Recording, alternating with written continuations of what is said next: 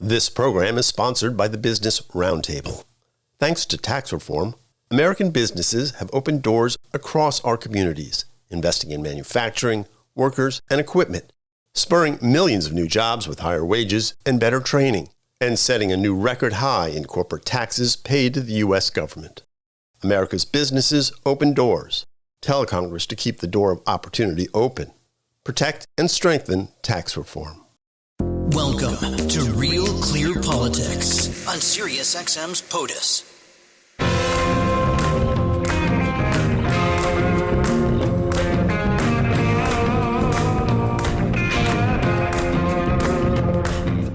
Welcome to Real Clear Politics on SiriusXM for Monday, December 9th. I'm Andrew Walworth, and I'm joined by RCP President and co-founder Tom Bevan and Washington Bureau Chief Carl Cannon. So we have updates on two important criminal cases that have really gripped America. A person of interest is in custody for the murder of the United Healthcare CEO, Brian Thompson, and a jury found Daniel Penny not guilty for the death of Jordan Neely, who he had held in a chokehold on the New York subway back in May of 2023. So, Tom, both of these cases seem to have hit a political nerve. What do you make of these latest developments? Well, it's a good day for justice. Daniel Penny, that case should never have been brought, most likely. And the fact that it was tried and then tried the way it was, I think was somewhat of a disgrace. Alvin Bragg, sort of showed who he was again. And so I'm glad to see that, a lot of people were questioning whether a New York City jury would have the fortitude to find him, not guilty. And they did. So kudos to the jury for that. And then in the other case, we're going to learn more about this individual, but it looks like he's a ex-Ivy League student, climate change activist, sort of left-wing person. And I'm going to be interested to hear a lot more about him and what his motives were. But it looks like, from what I've seen from the reporting, he showed a fake ID. It was the same fake ID that was used to check into the hostel in New York City. Looks like they've got the guy. They found a gun that matched the one of the at the crime scene, or that was on the videotape anyway. And so I'll be interested to learn a lot more about why this young individual, 26 years old, decided to do what he did. Yeah. Carl, what do you make of the two cases? Well, we can just dispense with the trial of the second guy. Tom's convicted him already. I have not. I said it looks like. It looks like. I've thought all along that the assassin was going to be a left-wing person, Antifa type who'd been radicalized. And that fits the profile of this person who was detained in Pennsylvania on Monday. But we'll have to learn more. And it's hard to comment on it, but on that person. But this clearly, to me, was an act of terrorism, and these imbeciles who started using it as an excuse to attack the victim and criticize United Healthcare. That's not really that. It was beyond the pale. It was a cowardly assassination of a father of two from behind. And it's in a political act, an act of political terrorism. I hope that they have got the right guy. Yeah. What sort of ties the two together is this idea of sort of a vigilante justice, though, I think. Very different cases, obviously. Oh, come on, Andy. This case in New York wasn't vigilante justice at all. This guy's on the wait, no, hold on. He's on the subway. This guy approaches menacingly. Well, I wish you would let me finish what I'm saying, Carl, but go ahead. All right. You're right. I interrupted. You go ahead. I'm saying they were very different, but they're perceived as vigilante justice by a lot of people. And that seems to be sort of in keeping, Carl, with the moment. I don't know about that, Andy. The two cases are so different that in some ways they're the opposite. This young man in New York was trying to protect people. He's trying to protect perfect strangers from a menacing individual who probably shouldn't have been on the streets at all. In Alvin Bragg's New York, you can do a lot of different things, but lie to your own checkbook, try and put you in prison. But terrorize people on a subway, you can do that over and over again. It's unfortunate that he died instead of getting the mental health care that he needed, and I would say deserved. But using Daniel Penny as a scapegoat, I share Tom's views about that. I thought it was appalling to charge him with manslaughter. What did you think, Andy? No, I thought it was, I don't know if appalling is the right word for it, but I think justice was served in his case. And I hope justice is served in this other case. I guess what I was referring to is I was sort of surprised. We talked about it on Friday, Carl, you weren't here, about how people on the internet especially were sort of almost justifying, if not celebrating, We the saw murder some of this healthcare executive.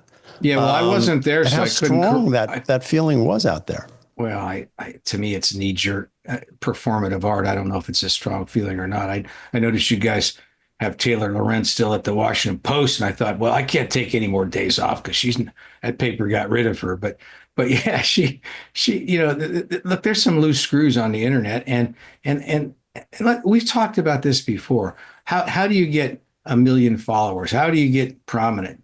How do you get big contracts on cable news? You say outrageous things.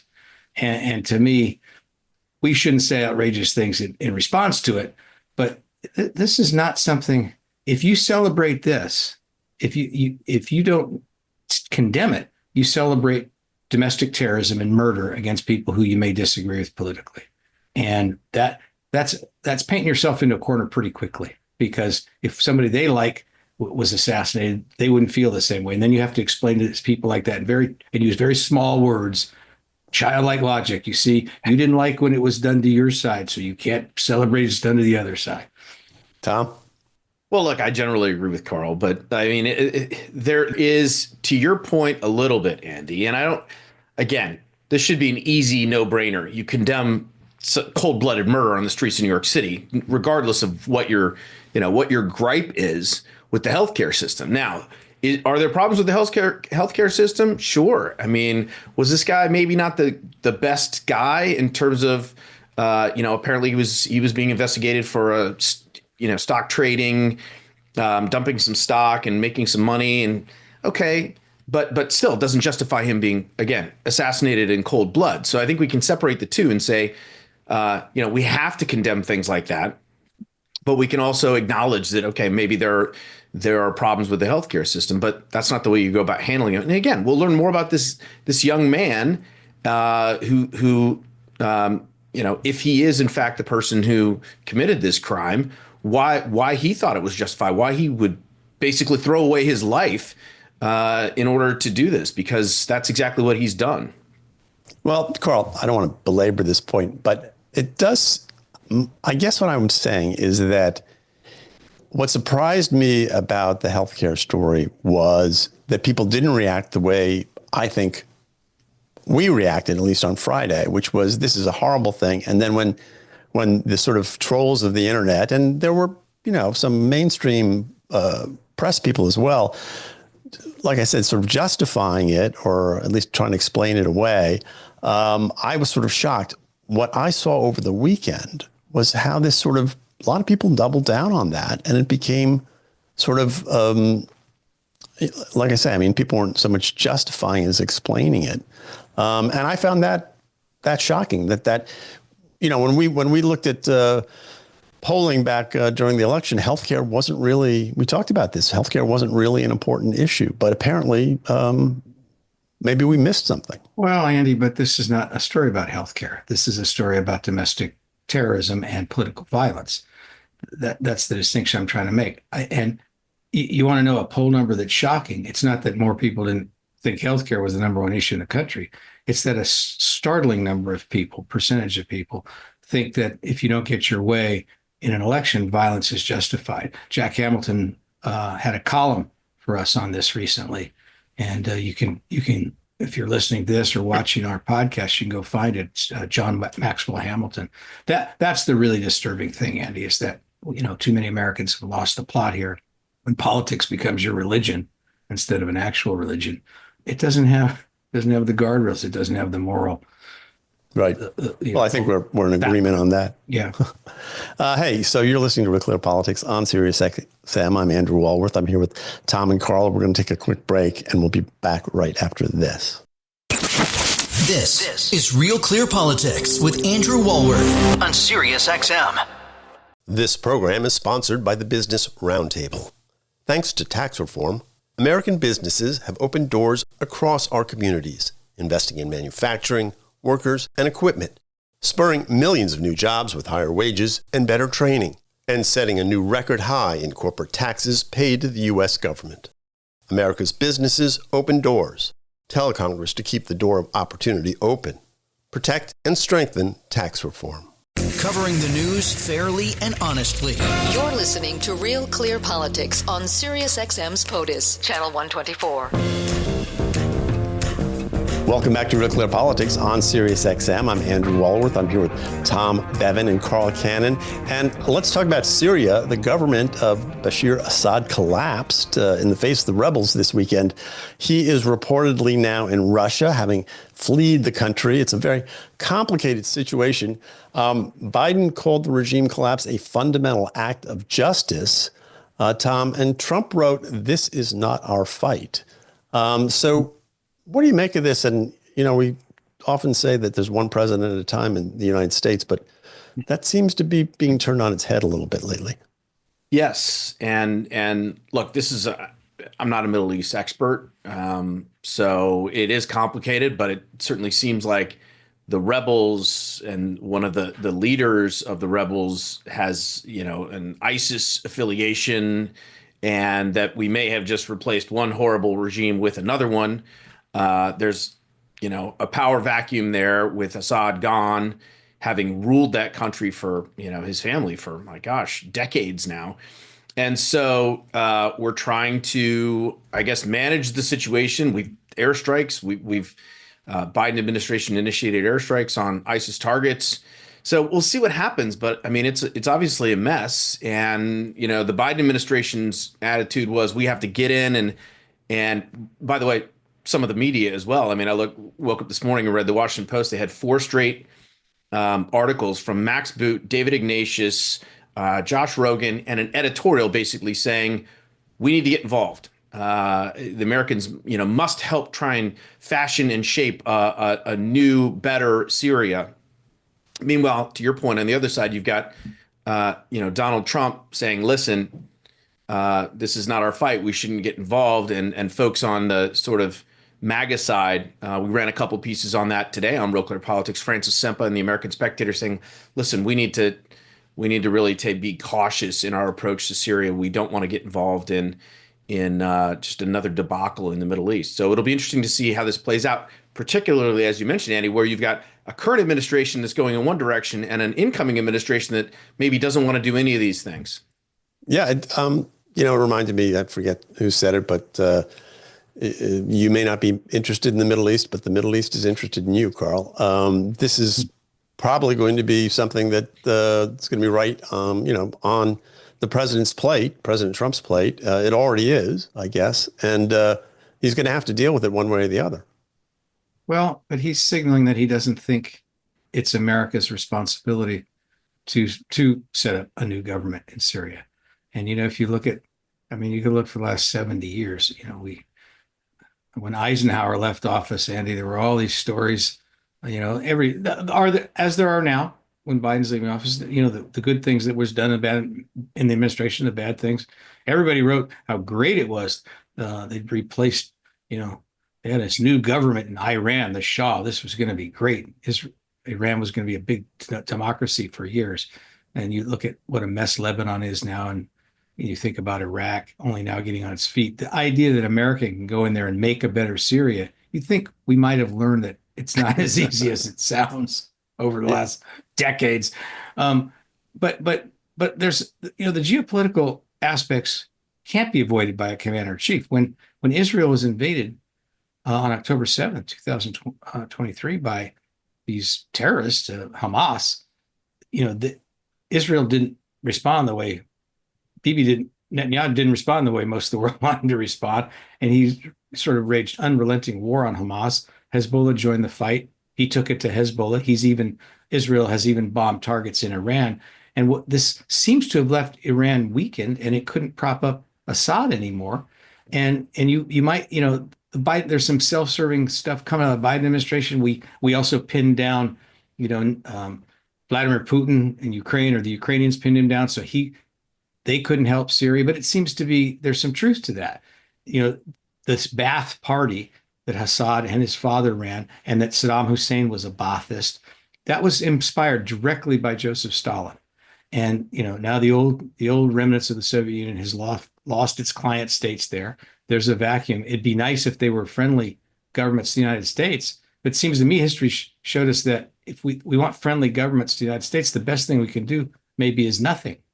Yeah, well, we do have 900 American troops in the south of the country at a base in Syria.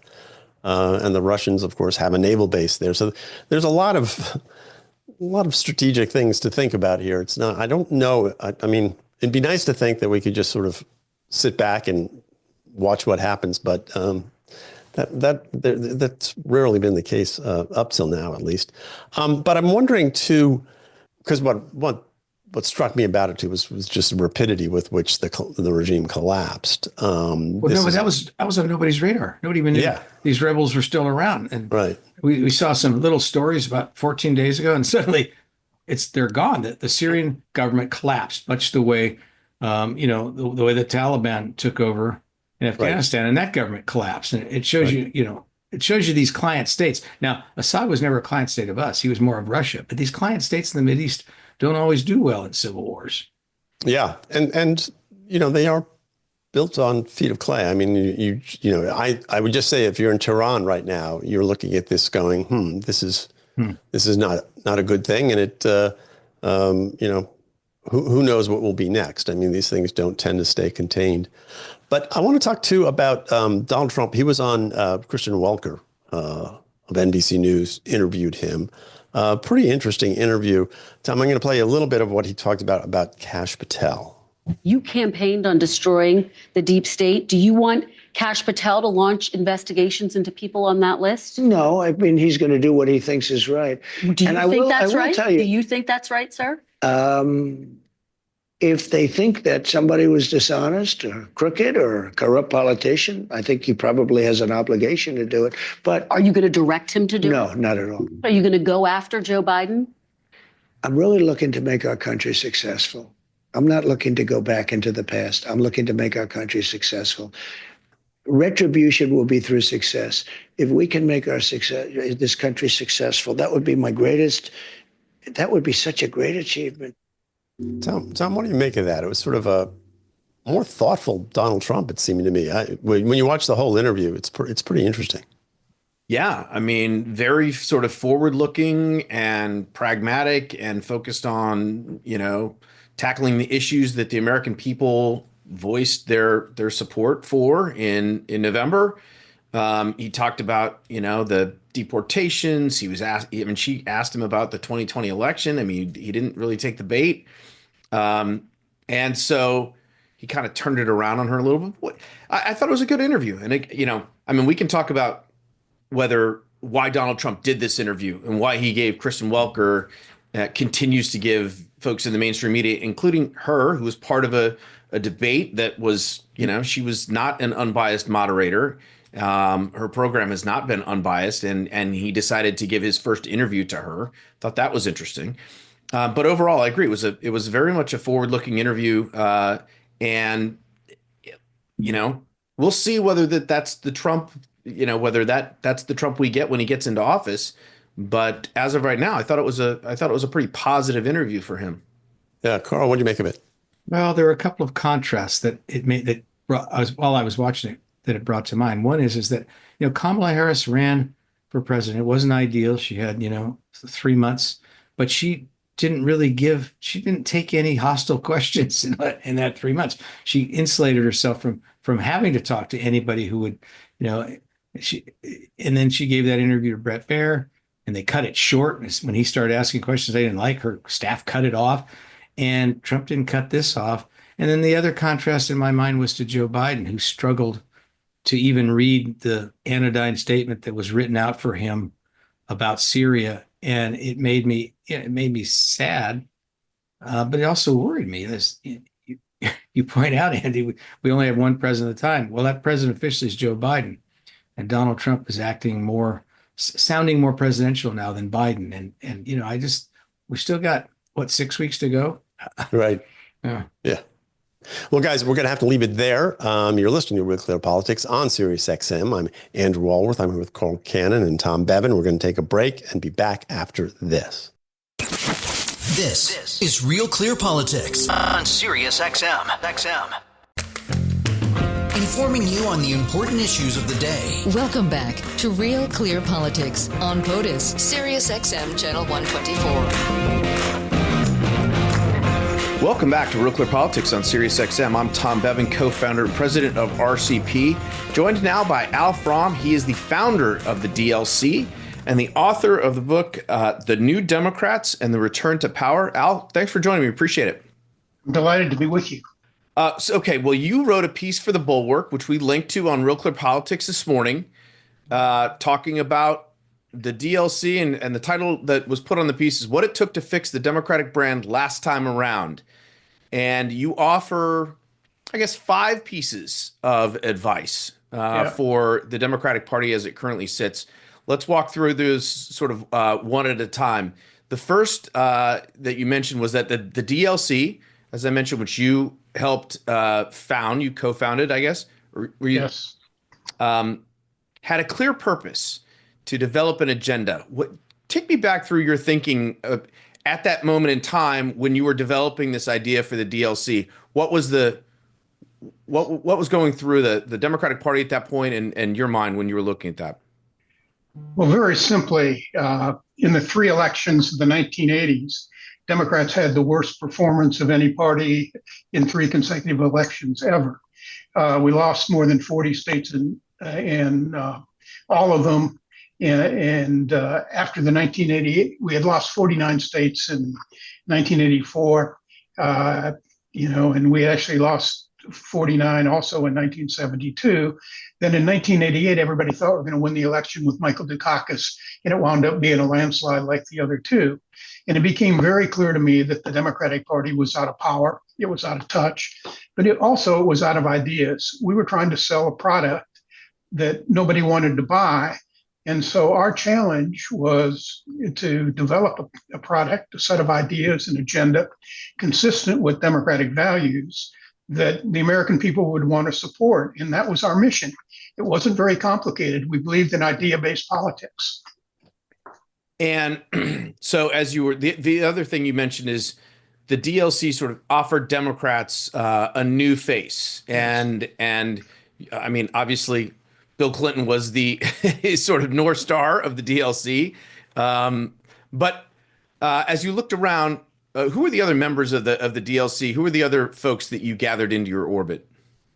Well, after 1985, it was clear that we needed generational change. With Walter Mondale's defeat, basically the old Democratic Party, New Deal era party was basically over, and it was time for new faces. And we had organized a group in the House led by Dick Gephardt and Tim Wirth, and another group of people. Al Gore was part of that. And we went to Democratic governors like Chuck Robb, Bruce Babbitt, Bill Clinton, and a new group of senators, including Joe Biden at the time and Sam Nunn. And basically, this was a group of people, all of whom wanted to be president, but they realized that if they didn't do something to fix the Democratic brand, none of them would make it. And so what we did is took that group in small, 3 or 4 of them at a time, and went around the country in key states and said, this is the new face of the Democratic Party. Now, it was a different time in terms of the way you got media, and newspapers were important. Television was a lot more important. And we got local television, and we eventually cracked the national media when a Washington Post reporter came on a trip to ours in North Carolina, and we had such a good reaction in an event in a rainstorm that he barely could get in the room. He wrote a front page story saying this is a new force in the party. So essentially what we did is took a bunch of wannabes who probably, in the words of Paul Taylor, the Post couldn't fill a firehouse on their own, but together they became a new force, and they became a defining force, a critical mass in the new Democratic Party. And you talk about how you came up with this agenda on the economy, on crime, on national security. Yeah. How did you guys formulate the agenda there? Did you focus group it? I mean, how did you go about crafting what would be the DLC agenda that eventually would win in 1992 with Bill Clinton? Well, an important part of the Democratic Leadership Council was that we were independent. I mean, we were an insurgent group. We created our own playing field, which we did our own conferences, and we didn't have any connection with the DNC. We were not sanctioned by them or not part of them or the other party organizations. That was important because it allowed us really to operate on our own and carve a new agenda. What we did with the agenda was after the '88 election that most people thought we were going to win, we did a hard-nosed analysis. I called it reality therapy of why we lost. And, we no longer had the excuse in '88 that it was Ronald Reagan and he was such a great talent. We basically decided that we lost because we were out of touch with the American people on the economy, security, and values. So we put together a small think tank and developed a bunch of ideas. And we didn't focus group them. We didn't have money to go out and focus group them or poll them because we instinctively knew what the problems were. We stayed away from day-to-day fights, which is important because if you get mired down in day-to-day fights, you can't do any redefinition. So we picked a number of what I'd call defining ideas: national service, which is now AmeriCorps; welfare reform; the expanded earned income tax credit, which turned out to be really important; charter schools; community policing; reinventing government. Those were big areas, and either Bill Clinton and I in the 90-91 period or other DLC members took them around the country, and we met with small groups and talked to them, and we sort of honed the ideas and then shaped them into first a political philosophy, which we articulated at a big conference in New Orleans called the New Orleans Declaration. And then secondly, we put together the best of those ideas into an agenda, which we approved at a convention we held in Cleveland in 1991, where Clinton gave the keynote speech. And that really turned out to be one of the most significant speeches he ever gave because it sort of put him on the national scene as a leading candidate. And then later in the year, when he decided to run, he took that agenda into the primaries. We're speaking with Al Fromm. He's a founder of the DLC and also the author of the book, The New Democrats and Their Return to Power. Al, so let's fast forward now. Here we sit. Democrats have just suffered sort of a bruising defeat at the hands of Donald Trump. What do you think? Do you see any of that same sort of reflection, introspection about the reasons for the loss, how things might be different? And also part B of that question is, do you see any of the current folks who are on the Democratic stage as being the kind of candidate that could make those changes or sell those changes credibly to the American people? Well, first of all, it's a little early after the election. We're still in the period of a lot of people reacting, a lot of finger pointing and all that, but that'll all play out in the next couple of months. I look at it and say, there's some, we're not at bedrock like we were in 1984, 1988. But I do believe there are some trends in the election that if we continue to lose working class voters, Hispanic working class voters, more black male working class voters, if we don't arrest those trends, it's not a good thing. I mean, we'll be back in the wilderness again. Look, I think there are three things Democrats need to do. First, those who are in governing responsibilities in the Congress and the governors need to, organize well enough to try to stop the worst things Trump will want to do.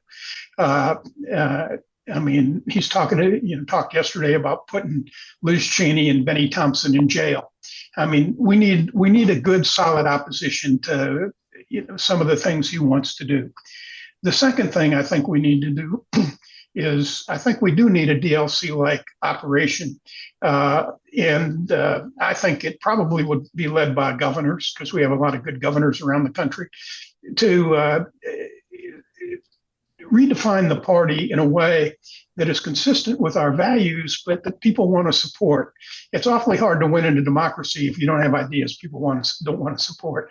And the third thing I think we need to do is I think we need to figure out how we can get some social media platforms and all the new communication means that I don't really understand, because it's generations much after mine, but to communicate, because it's clear that the traditional knocking on doors, get out the vote, was no match for the Trump and the Republican ability to use social media and other platforms to communicate with their voters. Do I think there are leaders? Yes, I do. I could go through, a half a dozen governors who I think are terrific. We've got two governors who probably would be considered potential candidates who are term limited. Gavin Newsom of California, Gretchen Whitmer of Michigan. I think they have terrific appeal. But you've got younger governors, Andy Beshear in Kentucky, Josh Shapiro, Wes Moore, Jared Polis in Colorado. I mean, I think there are a lot of governors. I'm sure there are people in the Senate. I've always been a big fan of Michael Bennet, who I think has a good sense of what we'd have to do. I've been very impressed with Alyssa Slotkin, the new senator-elect from Michigan. There are, I don't know the House as well. I'm just a little bit away from that, but I'm sure that, you got people like Abigail Spanberger, who going to run for governor of Virginia, who was in the House, who are very attractive candidates. So I think we have a lot of candidates who'll do it. But I think, it'd be very helpful to the party if for a year or two, they just said, we'll go and do our own campaigns, but we're also going to devote time to this greater project of redefining the Democratic Party, because it'll make it easier for any of them to win if the party is more palatable to the voters going in. We've got just a minute or so left, Al, and I want to ask you, you mentioned in your piece that one of the things that the DLC did was they issued identity politics. Yeah. And there's this big debate going on now. Did being woke cost the Democratic Party in this election? And is that something that they have to, move away from going forward? What's your opinion on that? Do you think being too woke costs and being too sort of vested in identity politics was one of the problems for the Democratic Party, and will continue to be if they don't change their tack on that? I've always believed that identity politics has grave limitations. There's certain arrogance to say that people are going to vote this way or that because of their race or ethnic group or gender or whatever. I believe I believe in diversity, and I believe you can rally a diverse coalition if you have the right ideas and you plant a flag and you rally people around it. That was the formula we used, and I think that is a formula for today. I don't want to get into, whether we should have done this or that in the campaign. I think it's pretty clear that the trans ad hurt a lot because it made a lot of people think that Democrats were just sort of out of the mainstream. But the way to build a diverse coalition is just to plant that flag and get people of all races and all ethnic groups and all genders to rally around it in common purpose. The other problem we face, that the party always faces, because we're an interest group party, is that there are two ways to try to build unity. One is to go to everybody and say, what do you want? And then add them all up. And that usually is a losing formula. The other way is to create a sense of national purpose. and and attract people from all the groups who want to pursue that national purpose and then can figure out how they can be part of it. So, but the basic difference, I think, is you got to stand for the right things. What you stand for matters. And if you plant the flag with what you stand for and people want to support it, you'll put together as diverse a coalition, and a coalition that will do our groups better than you would if you tried to go to each one of them and say, what do you want? And we'll try to get it for you separately. All right, we will leave it there for today. Al Fromm, founder of the DLC. Al, thanks for joining me. Really appreciate it. Great. Happy to do it. All right. We're going to take a quick break, and we'll be right back with more Real Clear Politics on SiriusXM after this. It's real, it's clear, and it's on POTUS. It's Real Clear Politics. Sirius XM 124. This program is sponsored by the Business Roundtable. Thanks to tax reform, American businesses have opened doors across our communities, investing in manufacturing, workers, and equipment, spurring millions of new jobs with higher wages and better training, and setting a new record high in corporate taxes paid to the U.S. government. America's businesses open doors. Tell Congress to keep the door of opportunity open. Protect and strengthen tax reform. Informed viewpoints spanning the ideological spectrum. You're listening to Real Clear Politics on POTUS, SiriusXM Channel 124. Welcome back to the show. I'm Carl Cannon, Washington Bureau Chief of Real Clear Politics. Talking now with Phil Wegmann, our White House correspondent. And Phil's covering the dying days of the administration. I don't mean melodramatic, but he's covering the last days of the Biden-Harris administration. And Phil, over the weekend, you got a question in.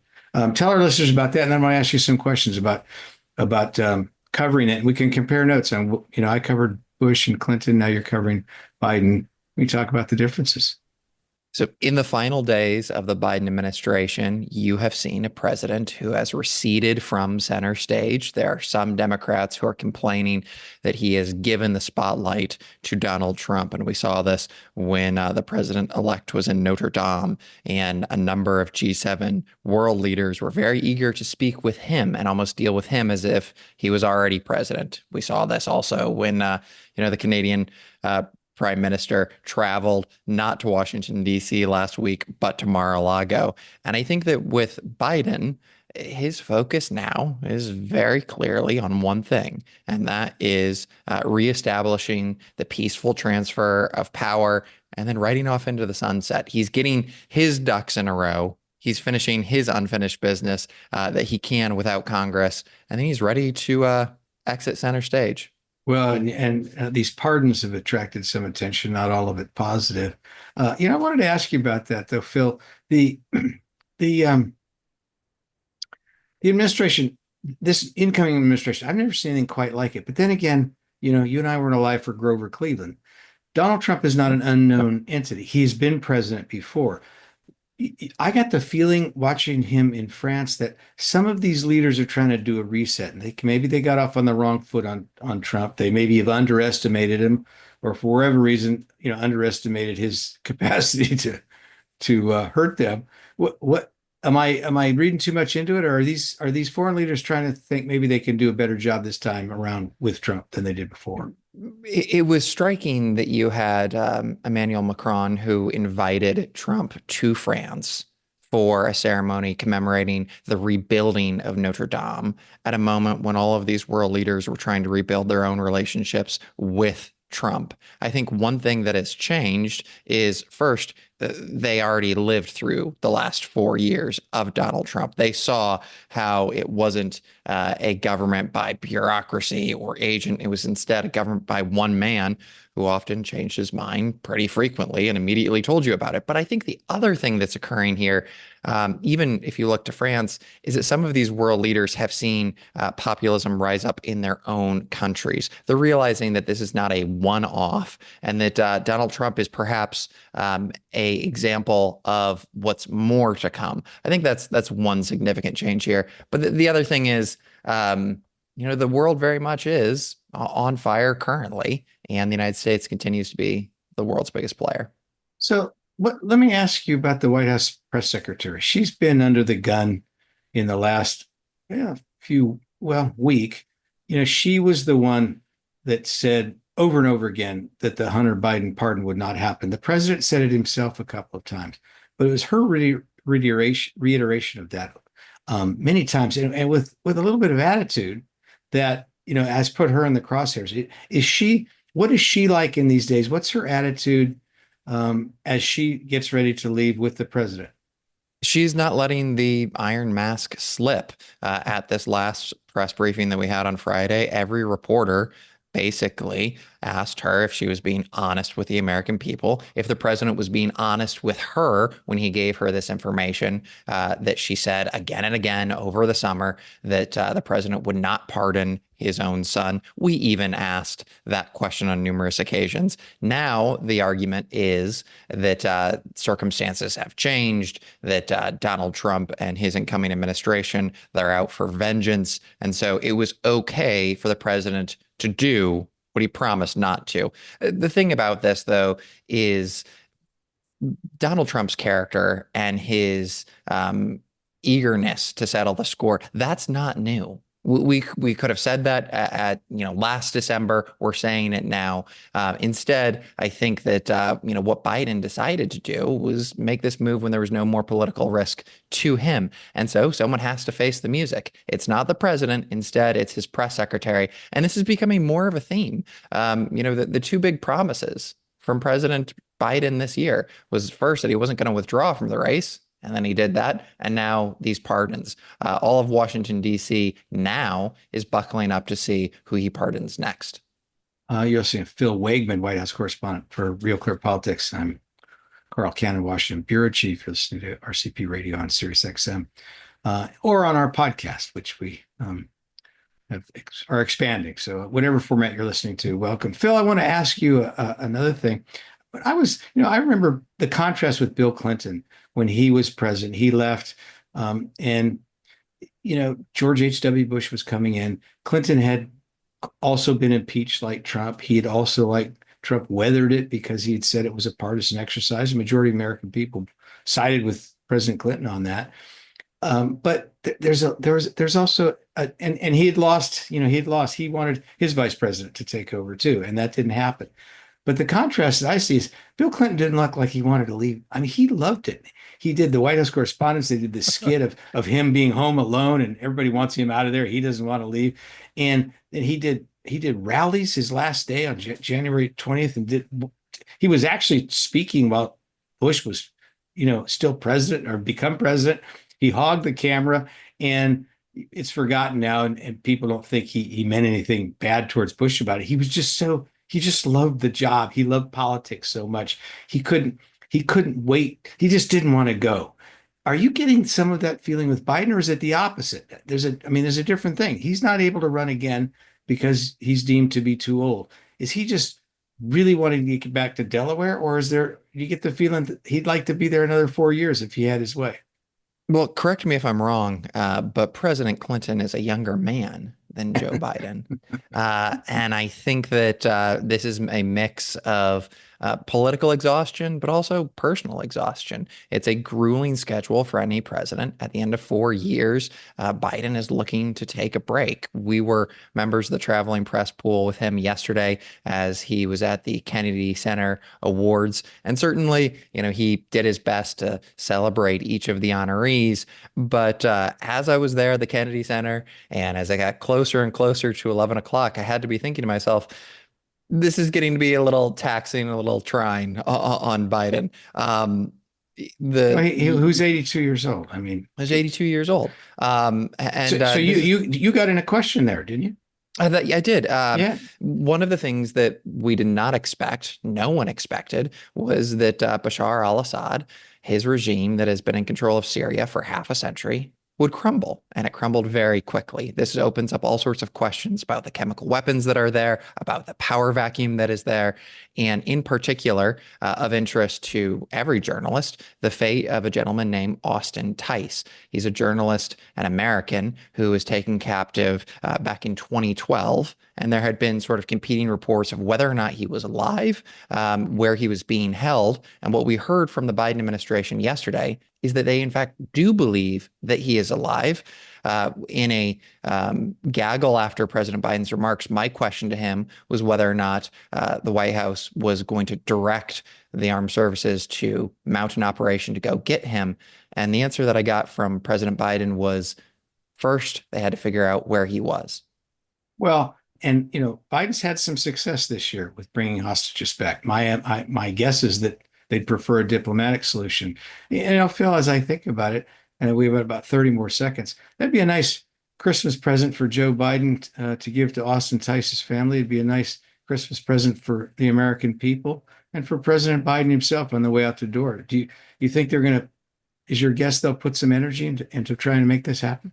I think they're working overtime to not only bring Austin home, but also in this Syria development, they see this as corroboration of their efforts. They say that Iran cut and ran because they couldn't keep up their war with Israel thanks to U.S. support there. They say that Russia pulled out of Syria because of U.S. efforts in Ukraine. So this is sort of a bittersweet, at least in their mind, confirmation of the outgoing president's foreign policy. And they would love nothing more to put a bow on it than to bring an American home for the holidays. Well, that would be a wonderful present. We're going to leave it there. You've been listening to Phil Wegmann, White House correspondent for Real Clear Politics. I'm Carl Cannon, Washington bureau chief, and we'll see you tomorrow on SiriusXM at 3 o'clock in the West, 6 p.m. here in the East, or on our podcast. So have a good evening. The politics Of the United States. This is POTUS on SiriusXM Channel 124.